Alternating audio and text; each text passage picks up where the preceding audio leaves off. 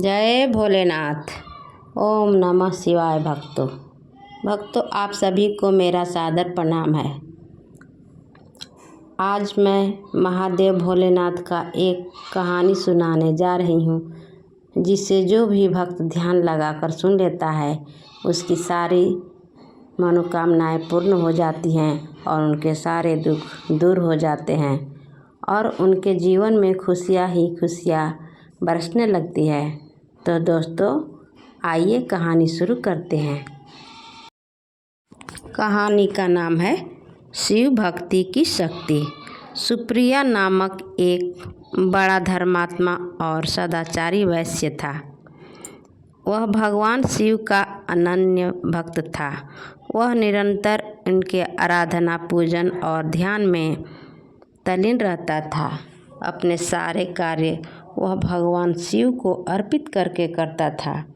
मन, वचन, कर्म से वह पूर्णतः शिवार्चन में ही तल्लीन रहता था। उनकी इस शिव भक्ति से दारुक नामक एक राक्षस बहुत क्रुद्ध रहता था। उसे भगवान शिव की पूजा किसी प्रकार भी अच्छी नहीं लगती थी। वह निरंतर इस बात का प्रयत्न किया करता था कि उस शिव सुप्रिय की पूजा अर्चना में विघ्न पहुँचे। एक बार सुप्रिय नौका पर सवार होकर कहीं जा रहा था। उस दुष्ट राक्षस दारुक ने यह उपयुक्त अवसर देखकर उस नौका पर आक्रमण कर दिया।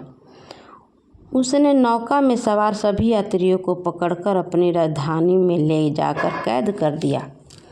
सुप्रिया कारागार में भी अपने नित्य नियम के अनुसार भगवान शिव की पूजा आराधना करने लगा। अन्य बंदी यात्रियों को भी वह शिव भक्ति की प्रेरणा देने लगा। दारुक ने जब अपने सेवकों से सुप्रिय के विषय में यह समाचार सुना, तब वह अत्यंत क्रुद्ध होकर उस कारागार में आ पहुंचा। सुप्रिय उस समय भगवान शिव के चरणों में ध्यान लगाए हुए दोनों आंखें बंद किए बैठा था। उस राक्षस ने उसकी यह मुद्रा देखकर अत्यंत भीषण स्वर में उसे डांटते हुए कहा, अरे दुष्ट वैश्य, तू आंखें बंद करके इस समय यहाँ कौन सा उपद्रव और षड्यंत्र करने की बातें सोच रहा है। उसके यह कहने पर भी धर्मात्मा शिव भक्त सुप्रिय वैश्य की समाधि भंग नहीं हुई।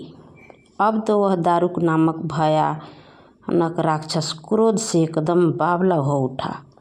उसने तत्काल अपने अनुचर राक्षसों को सुप्रिय वैश्य तथा अन्य सभी बंधुओं को मार डालने का आदेश दे दिया। सुप्रिय उसके इस आदेश से जरा भी विचलित और भयभीत नहीं हुआ। वह एकनिष्ठ भाव और एकाग्र मन से अपनी और अन्य बंदियों की मुक्ति के लिए भगवान शिव को पुकारने लगा। उसे यह पूर्ण विश्वास था कि मेरे आराध्य भगवान शिव जी इस विपत्ति से मुझे अवश्य ही छुटकारा दिलाएंगे। उसकी प्रार्थना सुनकर भगवान शंकर जी तत्क्षण उस कारागार में एक ऊंचे स्थान में एक चमकते हुए सिंहासन पर स्थित होकर ज्योतिर्लिंग के रूप में प्रकट हो गए। उन्होंने इस प्रकार सुप्रिय को दर्शन देकर उसे अपना पाशुपत अस्त्र भी प्रदान किया। उस अस्त्र से राक्षस दारुक तथा उसके सहायकों का वध करके सुप्रिय शिव धाम को चला गया। भगवान शिव के आदेशानुसार ही इस ज्योतिर्लिंग का नाम नागेश्वर पड़ा। दोस्तों ये कहानी यहीं पर समाप्त होती है। अगर ये कहानी आपको अच्छी लगे तो इसे लाइक सब्सक्राइब ज़रूर करें और भगवान शिव पर विश्वास करके उनकी भक्ति ज़रूर करें। तो शिव जी का भक्ति बहुत ही शक्ति देता है। तो हे भक्तों, शिव जी के भक्ति में विश्वास रखें। धन्यवाद। नमः शिवाय।